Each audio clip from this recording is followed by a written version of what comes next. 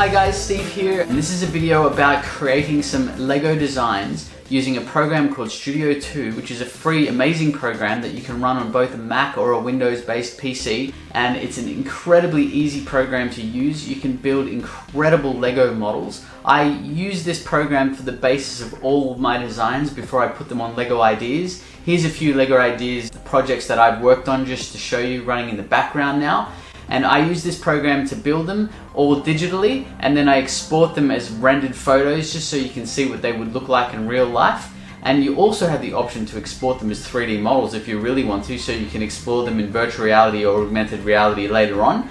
But this program is free, it's fantastic, it's really easy to use. It's a really great way of building for free, and the end result looks almost identical to the real thing, as you can see from the photos from some of my previous projects. So get into it, build something awesome, let's see what you can come up with, and have a great time in the process.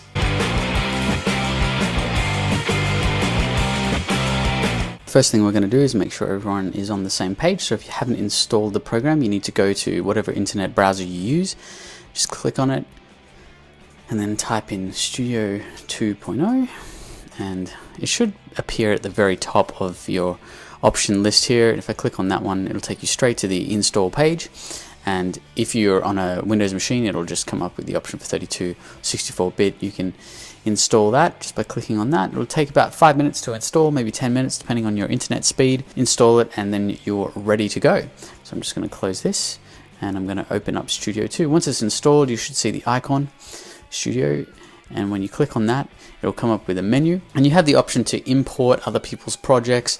You might have older projects, but to start with, it'll come up with this one here, create new, and we're going to start up with a completely brand new blank project, which looks like this, and you'll get a grid. Now it looks like, oh, you can only fit a few blocks on there, but as you put more and more blocks on there, that grid will expand. And I'm just rotating this at the moment by holding the right click on my mouse, and I'm just moving the mouse around the screen, and you can see that you can move that around in all different angles. Okay, if you want to zoom in and out, you just use the scroll wheel and you can zoom right into it, or you can scroll out and zoom out. So this is my brand new project. There's absolutely no Lego pieces yet, but it's very easy to add new Lego pieces. And we're going to just go over here to the left hand side here. You can see there's a huge menu, and if I scroll down, you can see that there's a lot of pieces in here, thousands and thousands and thousands of pieces. But the beautiful thing about Studio 2 is that they're actually categorized. So if I just wanted to search for animals, for example, I could click on animal, and I can see there's a list of animals just related to this particular category. So if I wanted to grab this parrot over here and put it into the project, all I need to do is click on any Lego piece and just click and drag it into my main project and drop it in. And you can see that I'm just going to right click and rotate my project around, and you can see this Lego parrot from all different angles. If I wanted to rotate this Lego piece around, I can actually also use the arrow keys. So if I press the left arrow, it'll rotate like that. If I press the right arrow, it'll rotate like this. I can press the down arrow, and I can press the up arrow as well, which will flip it around. Very, very easy to add pieces. I might want to put something for that parrot to sit on, like a little Lego plant. I might go over here and type in plant, and then it shows me a whole bunch of different plants, Lego plants that I can choose from. So I might grab this one here and drag that in there, and I can rotate that around a little bit, put that wherever I like. Okay, now if you want to change the color of a piece, because it's a little bit boring in white, I can simply click on the piece, and over here on the right hand side you've got your color palette. There's a lot of colors to choose from. So if I click on red, you can see all the colors related to red, which includes browns. But in this particular case, I want a green plant, so click on green. Dark green, light greens, bright greens, all kinds of different greens. Might make this just standard green. That looks a little bit nicer. And then I want the parrot to sit on the plant. I simply click on the parrot, and I just drag and it clicks into place. Okay. Now the parrot, I'm going to change the color of that. I might make that standard red. Okay, so I have a red parrot sitting on a green plant. Very, very simple. Now, that just clicked into place when I dragged it. If yours isn't clicking into place, it's because you haven't turned snap on. There's a little option right up the top here that says snap, and if that's not turned on, I'll just turn mine off now so it's white. Watch what happens when I try to drag the parrot. It just doesn't really snap into place properly. Okay, but if I click on snap to grid and then I just click on it and it snaps into place. I highly recommend turning that on, especially if you're new to the program. It makes things a lot easier. And that's the very basics of Studio 2 and getting pieces in there. You will get used to finding all the different pieces over here on the left. There are lots of different categories, but for the moment, just have a go at adding simple Lego pieces into your project by dragging them from the menu straight into your project. And then if you want to, you can also copy and paste pieces. So if I wanted to duplicate this parrot, I can click on it and I can right click and press copy, and then I can press paste, or I can just do Control C for copy, Control V. On a Mac, obviously it's Command C, Command V. So if I do that, I'm actually using a Mac at the moment, Control C and Control V, and I can keep pressing Control V and have as many parrots as I want. Okay, these parrots are on top of each other, so I'll just move them like that. There you go. I can change the colors of the different parrots. Very simple. Please have a go at creating some Lego pieces and changing their colors.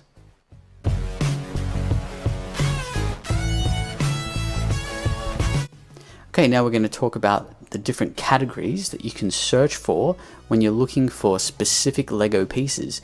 As you can see over here on the left hand side, if I was to just keep scrolling down, it would go for hours and hours and hours of different pieces that I could scroll through. There are literally thousands and thousands of Lego pieces that span across lots of different genres of Lego and lots of different eras, right back even into the 80s. And if you didn't know what a piece was called, it could take you a really long time to search for a specific piece.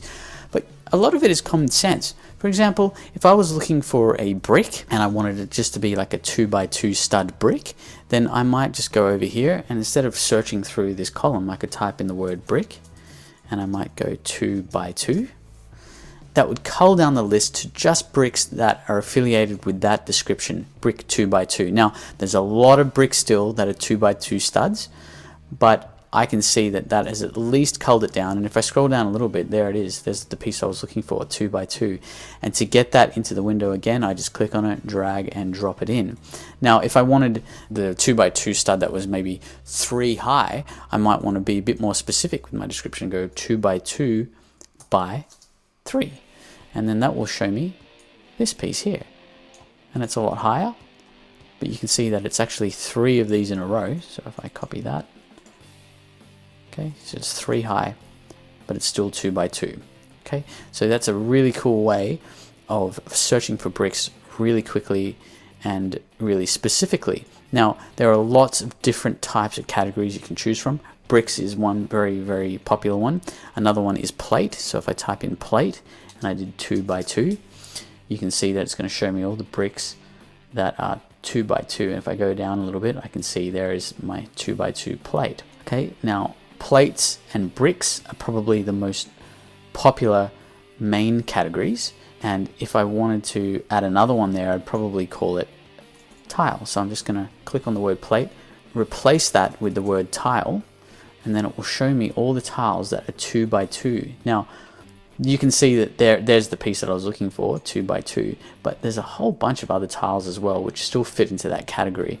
And if I click on that one, for example, and put that there, you can see that this has a much more specific description. Tile modified, still 2x2, but it is a corner piece. And if I typed in the word corner over here as well, it would have been a little bit quicker to find that piece. And you can see that there's 3 tiles that fit the description 2x2 and have corner pieces. And this one here is actually a round corner piece. And then that one's your standard corner tile piece. Okay, and of course I can just quickly build with those very easily. Okay, so tiles, plates, and bricks, they're very popular. And then of course there's lots of other categories as well. You can type in wheel, find a bunch of different bricks that are wheels. Okay, you could type in window, you can type in any description. I typed in plant earlier on. Okay, there's lots of plants. So you just need to get used to the different categories, and you can actually search through some of the main categories over here on the left hand side, just at the top here. If this is clear, you can see there's a whole bunch of different categories: doors, windows, there's friends pieces, garage, lots of different things. And this will save you hours and hours and hours of time. So again, I put this graphic up on the screen, which kind of breaks down the categories a little bit easier for you into some of the more popular categories. And have a bit of a look at that, see if you can memorize some of those keywords, and that will definitely help you in your quest to find a specific piece for your Lego project.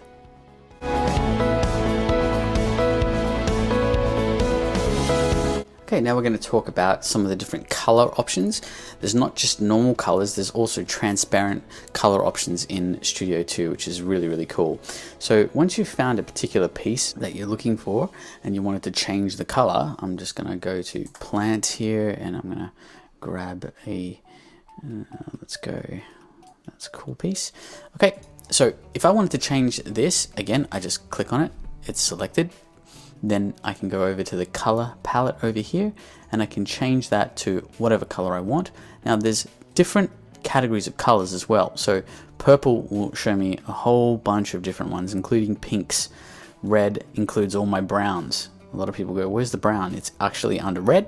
If I go to orange, I can see a lot of different oranges and yellow.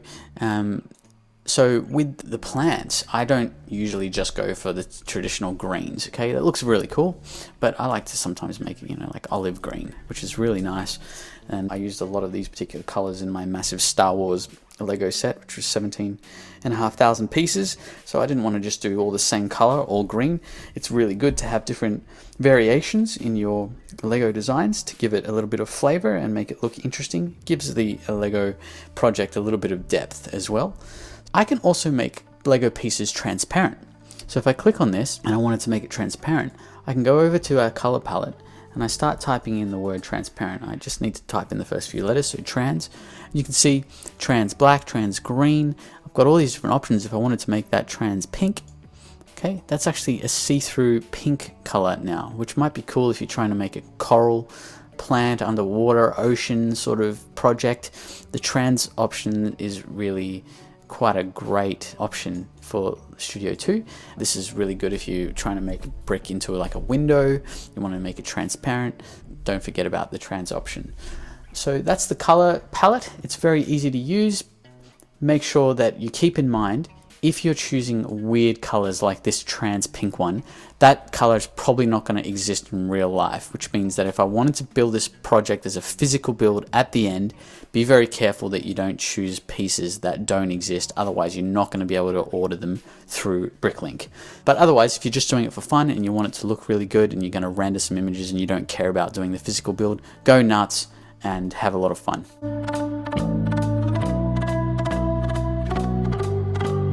Okay, now we're going to talk about another option which I find really helpful when you're building. I'm just going to type brick here and just do a standard brick. Okay, now if I was in a really big model and it was really complicated, had lots and lots of pieces, and I wanted to move something around, of course I could just click on it and I could drag it with the mouse. And if you've got snap to grid on, which I do, and I highly recommend turning on, then it's really easy to move that piece around. But there are some other things that I can do to move things a little bit more specifically around, as opposed to just using the mouse. And if I click on it once, it gives me this little spanner icon that appears in the middle there. If I click on that spanner icon, it gives me the option to move by angle, so I can spin it around. And have a look at this. I can move it in all different kinds of directions. So I could move it this way, I can move it this way, I can move it this way. So you might have two pieces connected to each other. So let's go and grab another piece here. Okay, I'll turn that around. And then when that locks into place, I go, okay, well that's fine, but I might want this top one here to actually rotate a little bit. So I go, okay, well I'll click on the little rotate icon and then I spin it. And you can see that it allows me to actually move the pieces very, very specifically. If I didn't have that option and I just used the arrow key, it would just go all over the shop and it would be very hard to control, and it just kind of locks into the grid and it doesn't really work that well some of the time. So that is very, very cool. And the other thing that I can do when I click on it is not just click the angle one, I can click this one here, which is up, down, left, or right. And if I click on that, I can actually move it specifically up or down, right, left, backwards and forwards.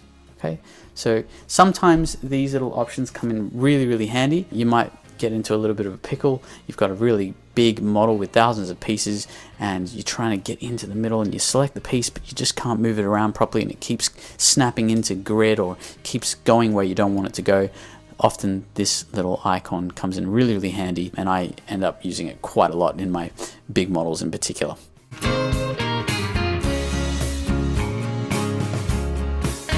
All right, now we're going to build something together. We might build maybe a portion of the Roman Colosseum. So to do that, obviously all of our projects could look a little bit different, but I'm going to start by maybe looking for some kind of arch. So if you look at the Roman Colosseum, okay, and we go in here and search for some images, we can see, okay, well, that's pretty cool. That's what the Roman Colosseum looks like. And maybe in here I can see that the Roman Colosseum has some arches. So if I wanted to search for some arches in Lego, maybe I could use that as a keyword. So let's go back to Studio and we'll type in the word arch and see what it comes up with. And as you can see, there's a whole bunch of bricks in here that actually have arches in them. So I go, okay, well, that's a pretty cool one. I might click on that one, put that into place. I go, all right, well, we need to make like some columns and we'll make it a little bit taller. So what kind of piece would go underneath this? How many studs are we talking about? Well, maybe just one stud to start with. So I'm going to go brick and I'm going to go 1 by 1. And you can see that there's still a few options here. I might go for one of these small ones here and just plonk that onto the grid. Maybe I'll put that on top. All right, and maybe I'll make 2. Maybe I'll do 2 there. All right, you can see that the grid automatically is adjusting there. I'll go, okay, well, I'm going to copy that and paste it underneath. All right, so now I have a pretty decent looking arch. I don't like the color white. It doesn't really look like Colosseum. Might want something a little bit more tanned. So let's go over, let's highlight that. And we'll go over to our color palette and we'll type in the word tan. And let's make that tan. Awesome. So let me see now, how does that look like in the Roman Colosseum? Well, you can see that they're kind of layered on top of each other. So maybe I want to, let's do a 1 by 4 brick. Let's put a 1 by 4. So we'll go, instead of 1 by 1, we'll go 1 by 4. We'll go, all right, and we'll make that tan. And then we'll put that underneath. Okay, awesome. So now, if I wanted to start building this up as a beautiful big Roman Colosseum wall, it doesn't take me long to sort of start copying that and putting it next to each other. I can also put it on top. Are they vertical or are they offset? Nope, they're pretty much identical. So I'm going to line that up like that. And I'll just zoom up a little bit and do that. And you can see that I'm starting to build my Roman Colosseum pretty easily and pretty quickly. Now, the Roman Colosseum is actually curved, okay? Which means that that's a little bit trickier to make with Lego. I should have probably thought about this a little bit more when I was doing this example, but let's see if we can go with this. So I'm going to go to, there's a really cool keyword here called hinge. Hinge basically shows the Lego pieces that can sort of rotate a little bit more specifically. And so you can see that there's some different options here for, oh, there we go, hinge plate, that's what I'm looking for.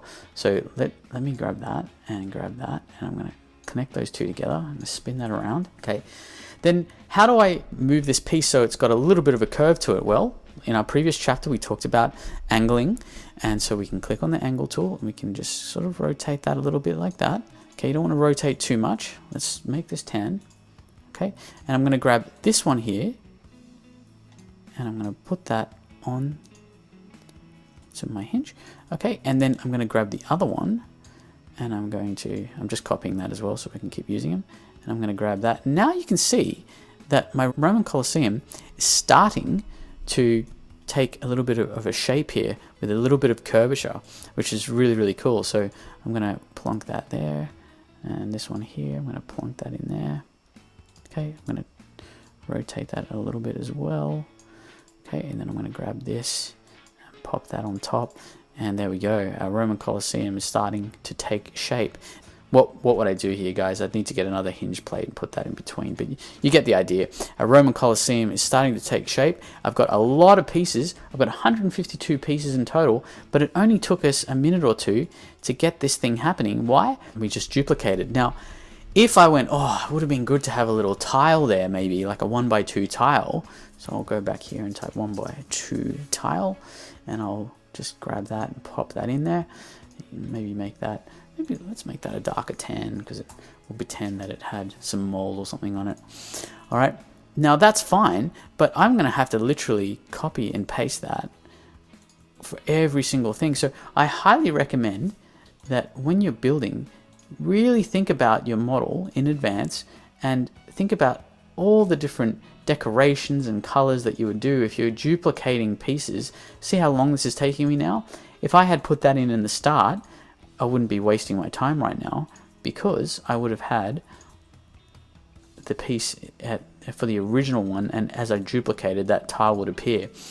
Now the other thing that I can do is, let me show you a really cool, there's a really nice brick. It's called, let's go 1x2 and modified, and it is a beautiful brick. If you're looking to actually build buildings that have the that look like bricks, there's one called, it's still brick, of course, but it's a modified brick, and it's a beautiful design. I see this all the time when people are building houses, and so when you build on top of each other, you can see that it actually looks really cool. Okay, now that doesn't fit with my Roman Colosseum, but you get the idea. So there you go, a Roman Colosseum that only took a minute or two to build, and I'd love you to have a go at building something like that and experimenting. Good luck.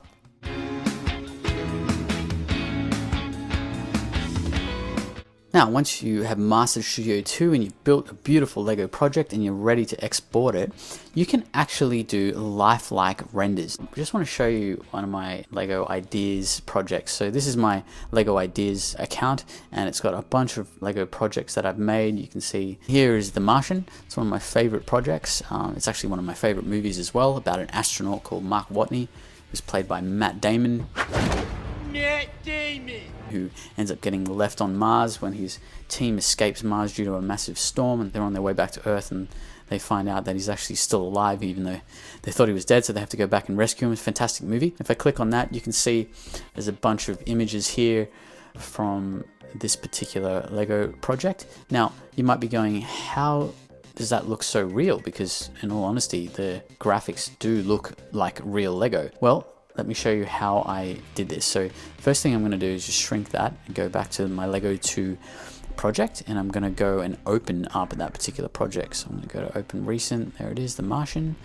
You can see that there's quite a lot of pieces, but I've actually been quite meticulous with the detail on this project. So what I mean by that is that I didn't want to just create a boring rover with flat shapes. I wanted to actually have a lot of intricate details, so I've got a lot of pipes and wiring, and this one here is actually a utensil of a paint roller. Okay, so if I just move that so you can see that a bit clearer, that's just a paint roller that the minifigures hold, but I thought that looked really cool to use as a sort of like a wiring system for the oxygenator, which is actually supplying our astronaut here, Mark Watney, with oxygen as he drives around on the planet Mars.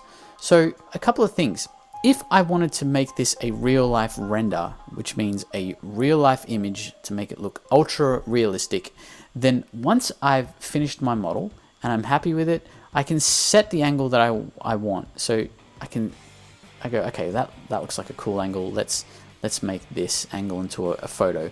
So I go up to this little icon here, it says render, and I click on render, right? Straight away, you can notice that there's a bit of a background. I can change that to any color I want. I can make it black. I could make it sort of like a Mars sort of reddish, browny kind of color if I wanted to. If I just pressed render, down here, render, then I would get this color in the background, and that would be my color for life. Very hard to remove that, but I also have the option of making it transparent.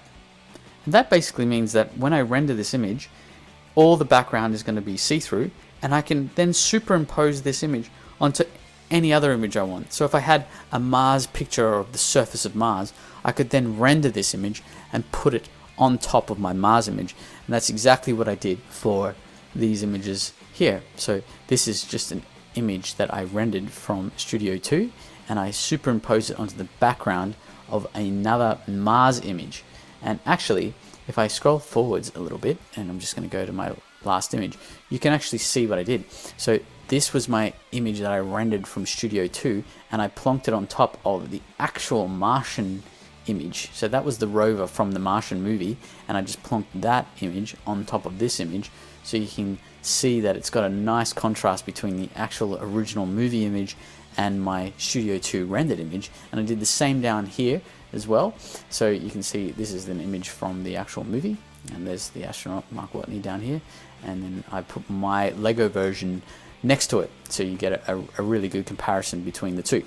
So how do you actually render this image? Well, once you've selected the image, you can zoom in and out.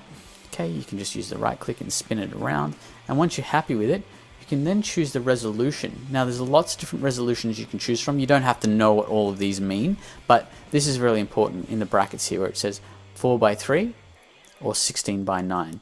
4:3 is like more of a squarish type image. It's not completely square, of course. Square would be 1:1, but it is kind of like a an old school TV. But most images now that I render are at 16:9 ratio, which is your typical cinema sort of ratio. Cinema is actually a bit wider than that, but that's your standard like normal flat screen TV. If you're watching a Blu-ray, it's probably in the 16:9 ratio. Okay, and I can also use this portrait mode as well if I wanted this sort of longer aspect ratio as well. So once you've chosen your aspect and then you've chosen your resolution, now keep in mind, if you did this bottom one, which is the highest resolution, right, basically like a 4K resolution, depending on the speed of your computer, this could take hours to render. So unless you've got a really fast computer, I don't recommend that you choose the really super high resolutions. You might want to start by just experimenting with a standard high definition resolution around here, because it's still probably going to take your computer around half an hour just to do this one. One of my computers is a high-end Acer Predator computer, which is really high spec and has a really powerful graphics card, lots and lots of RAM, and it still takes about 30 to 40 minutes to render in 4K per image. Okay, just to put that into perspective. So once you've done that, you've chosen your resolution, you've chosen your background. It can be a color or it can be transparent. If it's transparent, make sure you choose this format PNG. Okay, PNG, because JPEGs don't make transparent images, only the PNG format. And then I hit render. Okay, it'll say, where do you want to save this to? And I can save it to my desktop, whatever, call it something, the Martian image, whatever. And then when you press save, it will render that image. And let me just do a low res one for now, just so I can show you this. Okay, so I'm going to render, and we'll just call this test, and we'll save this to the desktop. Boom. And have a look at how this works. So it actually has a screen, there's a black screen, and it will render each square of the screen until it's finished. So this is going to be a little bit faster because it's at a super low resolution. I'm not going to wait for this whole thing. You can see that progress is currently only 1%, and that's in a super low res, and I'm still waiting for this to appear, but you should see some squares start to appear on the screen around here. There we go. It's my first square. Okay, and this is going to go through and render one square at a time, and this is low res, so the higher the res, the smaller these squares are. So if it was 4K, it would be tiny little squares, and it would take, again, a really, really long time to render. Okay, so I'm going to stop this render because otherwise it's going to take forever, but that is how you render. And once you've rendered, you'll have super lifelike images ready to go, and you can submit that for Lego ideas. You can put them into your projects, you can do whatever you want with them, and again, this is what it should end up looking like when you've finished. Beautiful high-res images. That little NASA symbol I stuck on there, I just used pages to stick that in there, but that American flag was actually already a Lego brick, so it's all ready to go. Rock and roll. Good luck with your rendering.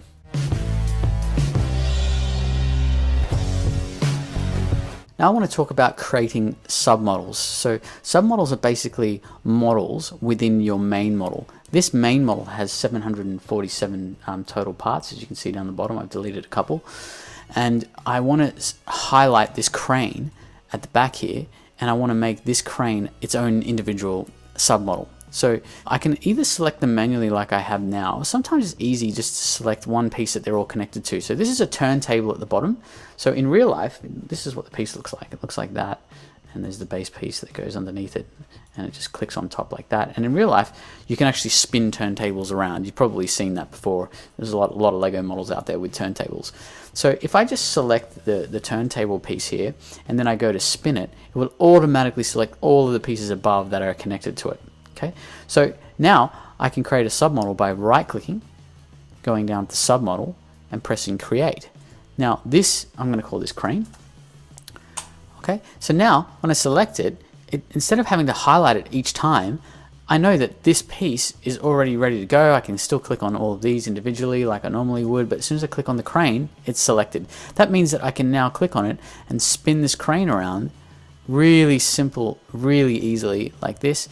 I can go, okay, great, I want that angle. I'm going to render a photo of this angle, or whatever you're trying to do for your renders. The issue is if you've created a submodel and then you want to go and edit it, so if I wanted to change the color of this round piece here, I can't do that because it's a submodel. So to do that, you just release it. I go submodel, I go release, and then they're all released again, and now I can click on that specific piece, change the color, and off I go again. Okay, so submodels are really, really handy. I use them all the time, especially in my big projects, and you might need to use them in your project as well. Good luck with it all. Hope you build something amazing for your project. Hope you can come up with something that blows all your parents and guardians and teachers and students away, and have fun in the process, guys. Good luck. Bye-bye. Is officially the least disco song she owns. All natural, organic, Martian grown potatoes.